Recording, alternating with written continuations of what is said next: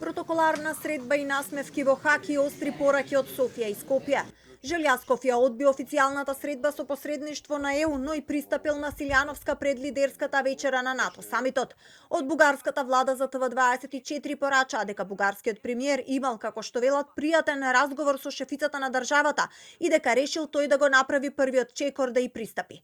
За медиумите од Хаг Желјасков пак порача целта на Македонија не е да го освои Вавилон, туку членство во ЕУ. Говорихме за човешки права, говорихме за европейски ценности, говорихме за това, че езикът, който трябва официалните лица, които представляват държавите, да насажда приятелство, а не омраза. Защото ние в момента си позволя една аналогия. Според мен целта на нашите приятели от Северна Македония не е да превземат Вавилон, а да влезат в Европейския съюз. Меѓусебното разбирање и почитување беа пораките кои се разменија пред лидерската вечера, порача шефицата на државата од Хаг во изјава за ТВ21. За потребата да се почитуваме, за потребата да го следиме духот на двата народи, за потребата да помагаме, за потребата оној кој е веќе внатре да му помогне на оној кој што оди кон Европската Унија. И додека Силјановска и Желјасков разменуваат насмевки, Радев испрати писмо со предупредување до европските лидери.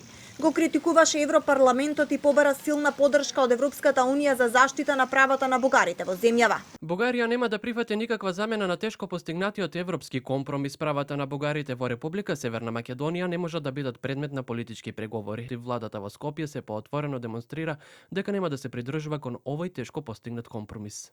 Премиерот Мицкоски пак вчерашната ситуација во Афет ја опиша како големо разочарување, затоа што вели дека вчера во главниот град на ЕУ Брисел имало обид од одредени европарламентарци да се креира нова нација и идентитет. Не знае дали на пленарната седница во јули ќе помине извештајот за Македонија без придавката модерен. Реков, не знам дали ќе успееме и на пленарната. Ако се договорат мнозинството таму пратеници дека треба да помине тој амандман, предпоставувам дека можеби ќе помине тоа што го тие предвидуваат. Но важно вие видовте, виде Европа колку некои политичари се лицемерни. Вчера Комитетот за надворешна политика на Европскиот парламент го усвои извештајот за Македонија на Томас Вајц.